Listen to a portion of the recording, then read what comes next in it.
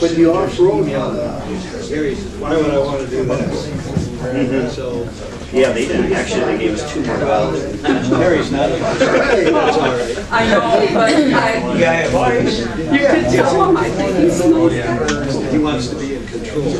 So we're gonna have one. I'm just gonna tell him what we want to do and what we're trying to do and why it would be beneficial to him and see, Big gay eyes. yes. Well, I told him. Not that lady.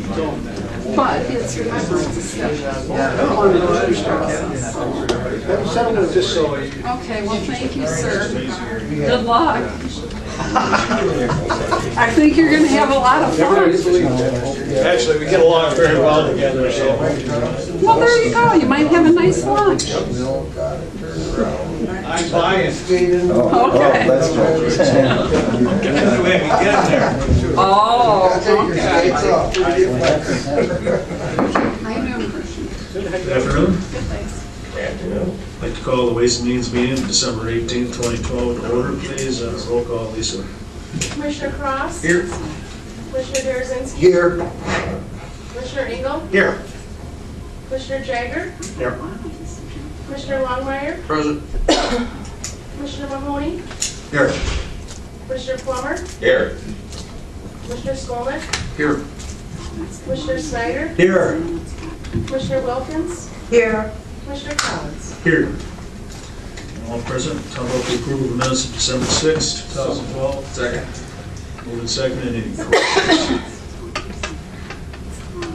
See no corrections. All in favor of the approval say yes. Yes. Opposed say no. Minutes are approved. Public comment on agenda item. Anybody would like to address us on an agenda item? Seeing none, moving on to items for consideration. WM 12/12-159 to approve the accounts payable. Second. One second. Questions? All in favor say yes. Yes. All opposed say no. Motion carries. WM 12/12-160 from administration. So moved. Second. Moved and seconded. Questions? Mr. Jagger. I see that these are, 2 of them are done. Could I ask what the selling price of them houses are? Judy Calgrave, coordinator. We are able to set the selling prices and are working with the lenders on that. The house at 1030 Oak Grove appraised at $67,000. The house at 1060 Eastdale appraised at $55,000. We are allowed to sell them below the appraisal price, but we would be negotiating that with the lenders and the families. Now, if I can remember correctly, these houses were in there for about $150,000 each to get them done. It's kind of too bad they didn't let us build for anyways. Just so you're aware, we've not hit the $150,000 each. I've kept it lower. Okay, but I'm sure it's over the 65. Unfortunately, but it's lower than the 150, and that's the first 2. Now, the rest of them, I'm really watching every penny and know what we're doing, so.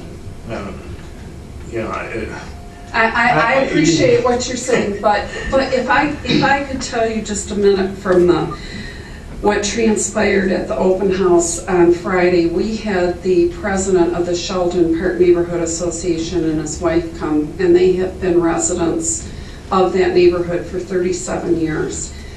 They are thrilled, and the reason that they are thrilled that we are doing that work is that they have been concerned that because of the number of foreclosed and vacant properties, that was going to decrease their property values over time, and that is their home, and that is their neighborhood. And they came and thanked us for doing the work at the open house. They were happy with the work that was done. They were happy that they were doing it, and that they were also happy that they could see that their single investment in their home was going to appreciate rather than depreciate, because we're stabilizing that neighborhood. And if you look at national studies where neighborhoods are stabilized, people are their housing values are appreciating at 2 to 3 times the value. So yes, you know, I understand what you're saying, but I also think that this is a project ultimately you and the city of Muskegon will be proud of, because it's a neighborhood that's going to be stable. Yeah, and is this for low income and stuff, where are they more eligible than? This is anybody at 120% of AMI can purchase these houses, which means that anybody making $62,000 or less a year can purchase the homes.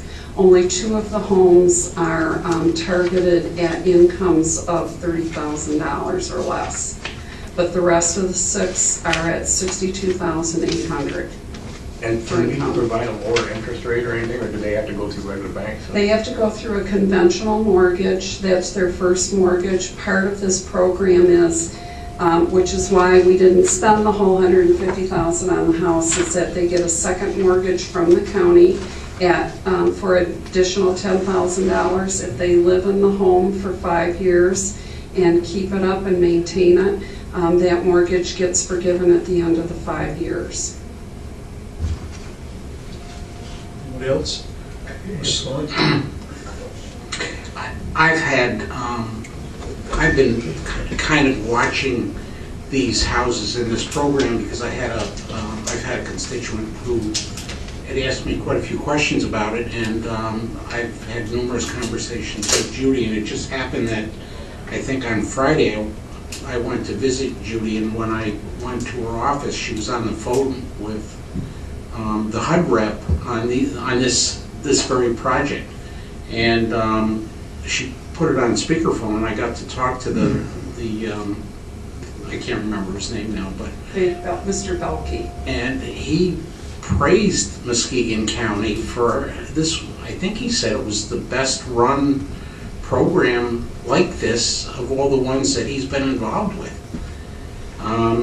You know, I had the same questions about, we're putting, you know, it's federal money, it's not general fund money being put in these neighborhoods, and you're definitely going to lose money on just as a straight business deal. It doesn't make sense, but it does make sense when you look at it in terms of what it's doing to the neighborhood. And I could not go to there was an open house for 2 of the houses on Friday, which I intended to go to, but we had a Christmas thing at 5 o'clock, and the open houses, I think, were from 4 to 6. Did you go?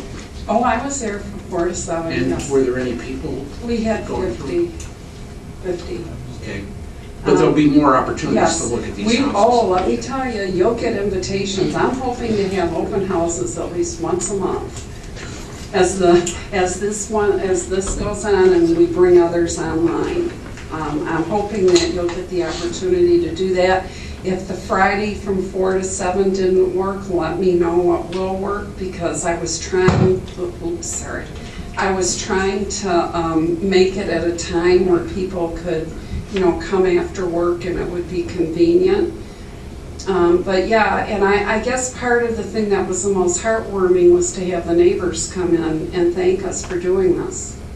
You don't know, I did mail an invitation to the individual that's been questioning about this. You don't know if she showed We up. had sign-in Okay. cards, You don't- and that individual person's name was not on the sign-in Okay. card, because we bought from a local business.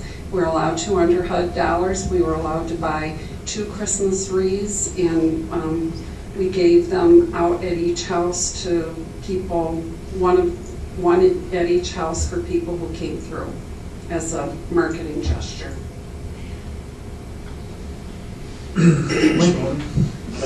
Ultimately, stabilizing these neighborhoods benefits the county and the municipalities in terms of tax revenue, rather than the decreases in valuations we've seen over the last 3 or 4 years. These are reversing that process, and so the investment is worth it as far as I'm concerned. There is a cost to it too, so because when we help one neighborhood, you take Holton, across from the American Legion on Holton Road now, there are 5 out of the next 6 houses vacant. Ms. Wilkins certainly knows what vacant houses are all over. So when we help over there and sell them houses, it makes it so people aren't moving in to these houses and other houses too. So there are consequences for open one neighborhood over another. So we're picking winners and losers to a certain extent. I'm glad it's working. Don't get me wrong. But I'm just saying, that's just, we are picking winners and losers. Anybody else? Mr. Malmer? Judy, is there a plan to expand it north of the county or just urban areas right now?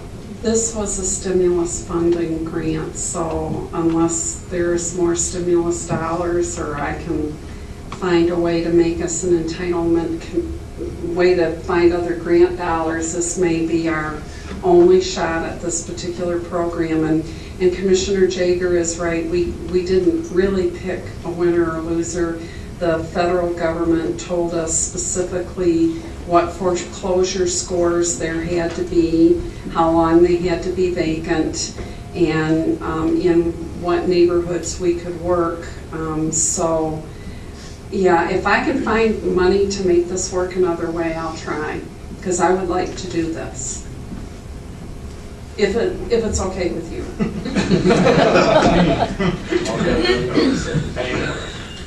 Anybody else? Thank you, Judy. All in favor of the motion, say yes. Yes. All opposed, say no. The motion carries. WM 12/12-161 for the administration. Second. Moved and seconded. Questions? Which one? Mr. Mahoney? I would suggest we suspend the rules and allow Mr. Valier to have an opportunity, or anyone that wants to ask some questions can do so. In favor of suspending the rules? Second. Moved and seconded. All in favor, yes. Yes. Yes. Steve? Good afternoon, Commissioners. I didn't know how much he was aware of where we're at with the program, but we were mandated when this was implemented back in 1993 to have the county complete with a remonumentation and survey portion within a 20-year period. As of this year, 19 years, Muskegon County has filed for the conclusion for the audit that will be taking place in 2013 with the state. We're one of 5 counties in the state that have completed this so far. Macomb County, Oakland County, Kent County, Ottawa, and Muskegon. 3 of them in the southwest area, all adjacent to one another. I'm happy to see that, and also Muskegon County was the one with the smallest grant appropriations of all 5 of those counties. But it should be recognized that a large portion of this wouldn't have been done without the support of the county commissioners and the staff, the grant administrator. And if you remember, the county gave contributions. They usually ranged from $6,000 to probably $10,000 during the course of that time. The state, the way that they had this set up is that we were getting back 90 cents on the dollar from a contribution, a third component of the funding that really increased the monetary amount that I had to spend each year on this for the completion of it. In the 19 years that we've been active so far, in addition to setting 2,162 public land survey corners that was originally done from 1835 to 1838, we got 2 operating MCOR stations that are at the Heights Mat Station and also the Muskegon County Road Commission. We're joint cooperation with MDOT on the operation of those core stations. They transmit and receive GPS data 24/7. When I first took office, also during this time period of the 19 years, I'm supposed to be the keeper of the land survey records for the county. I had 0 records when I was sworn in as county surveyor. Since that time, I was able to find 2 full volumes starting back from the 1865 period. The rest I verified that they have been unfortunately destroyed with time. But I also scanned the miscellaneous survey records that spanned an era from 1920 to 1960. These were from the title company, and they moved the records out of the county during this time period. I was fortunate enough to get hold of these, scan them. They're available for the public at my office. I hope to have them online on a website here at the first of the year. So we've accomplished quite a bit on the little that we've had to work with, and I wanted to thank you And if you have any other questions, I'll try and answer them on the upcoming grant or what's been accomplished. Mr. Marzisky. Steve, congratulations on getting this done. I don't know if you recall, back in Eggleston, I was clerk, and we had everybody on Wolf Lake Road give me the deeds to straighten it out. I remember it. Okay, yeah, that was incredible, that was a feat. This remonumentation though, are we gonna find that same type of problem? I happened to be at a meeting in Cedar Creek where everybody's descriptions are off by the same amount, and the remonumentation is gonna make it precise, and I'm just wondering, is this throughout the county where we have these similar problems? Yeah, actually, I look at this as a reconciliation of a lot of these problems.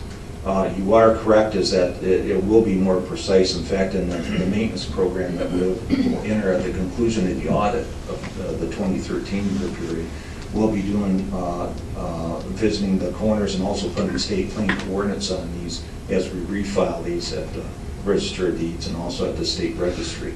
But we have found a number of instances where there have been what I would call historical corners or corners that were placed in errors, but they have been relied on. And we found a lot of documents, especially the Cedar Creek area, that have relied on these corners. There has been sometimes hundreds of parcels relied on in occupation and homes built on these.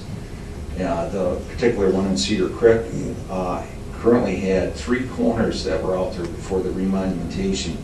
Our job under the guidelines of the state funding was to verify and validate which one was the perpetuation of the original government land survey corner, which we did do.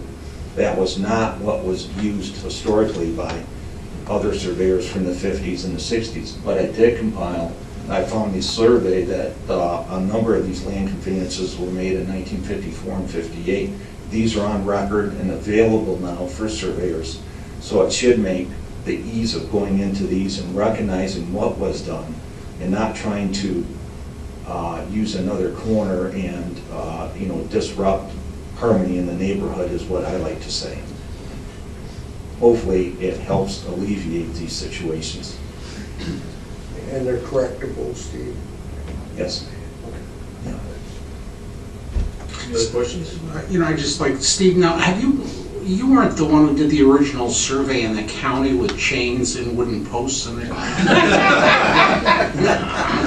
No, but it's interesting. I put together, I didn't know if it got distributed to the commissioners, and maybe it will be for the full board. I put together for the Centennial, a paper for the museum, and I kind of concentrated on GLO surveyors that were here for a 3-year period.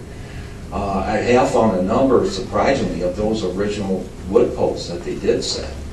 And I have them on display. I think I brought one in some years ago here just to show that. But it's like kind of ironic how you bring that up, that I think I figured out during that time span that the government surveyors probably spent 5 to 10 minutes setting these corners, and we have spent 20 years going back over and reviewing the data and the way that they were perpetuated, and the number of time and hours spent on the retracement portion has been pretty sizable. So you don't remember where you put all those? No, not all of them. Thank you, though.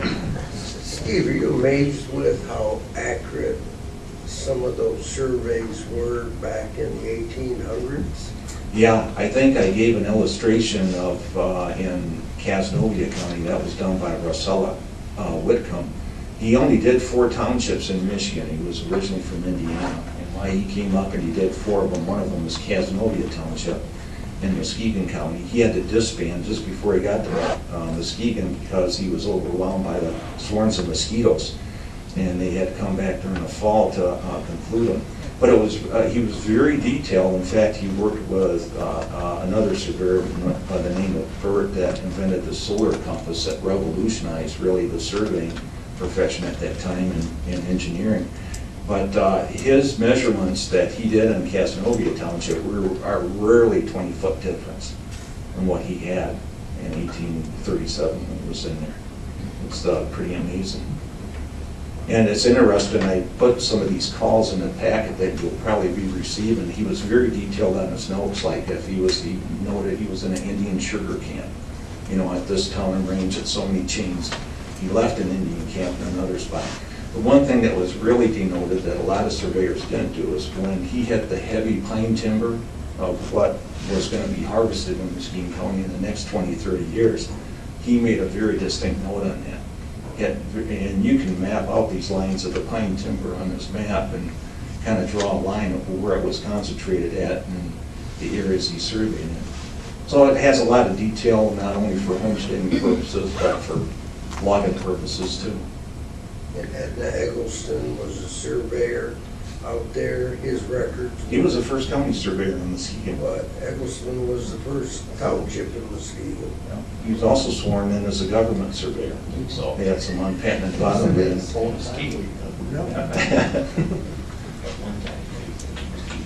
Okay.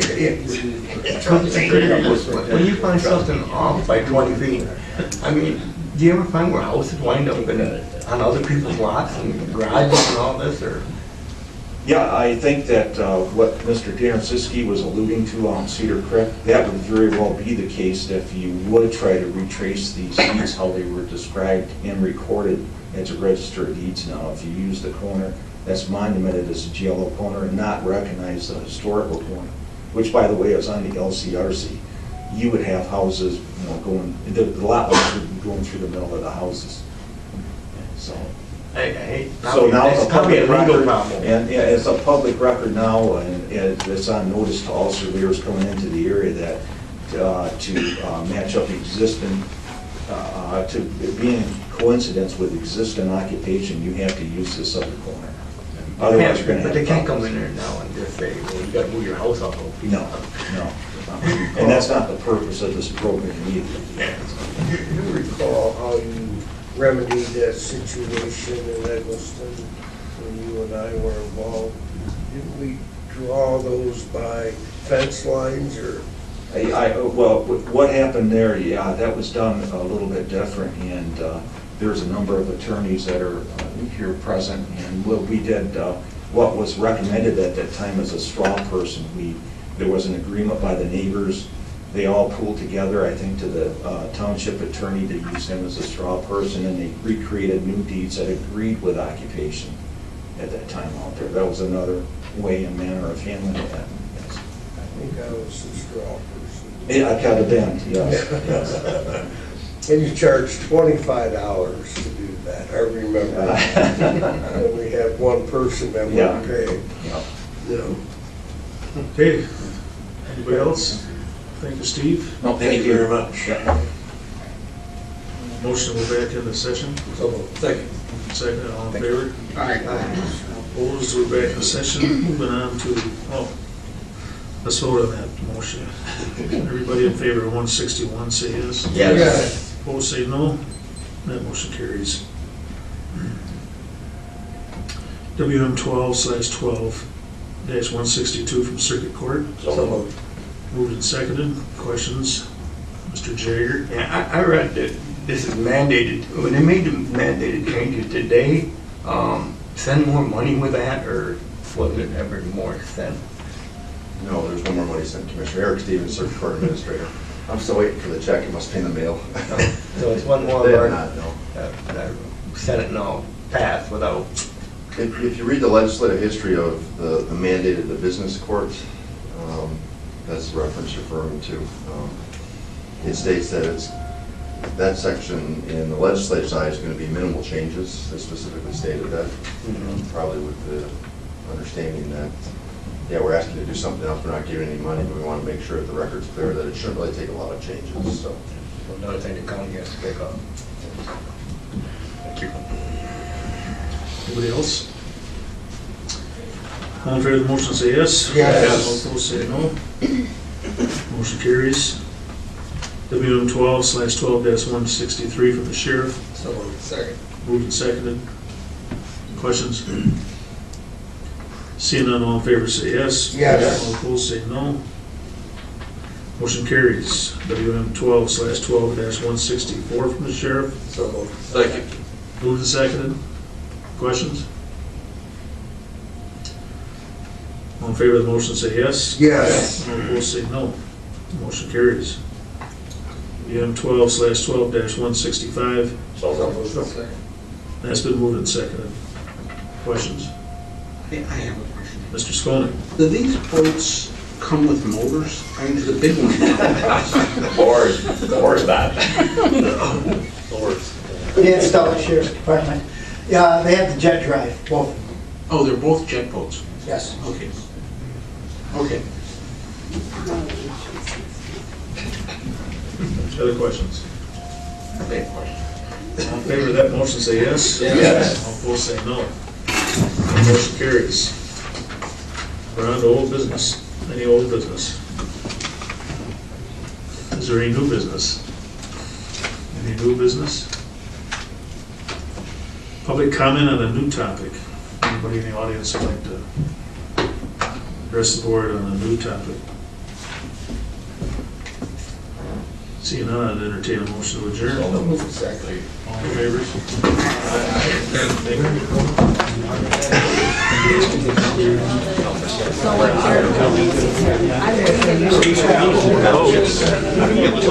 Well,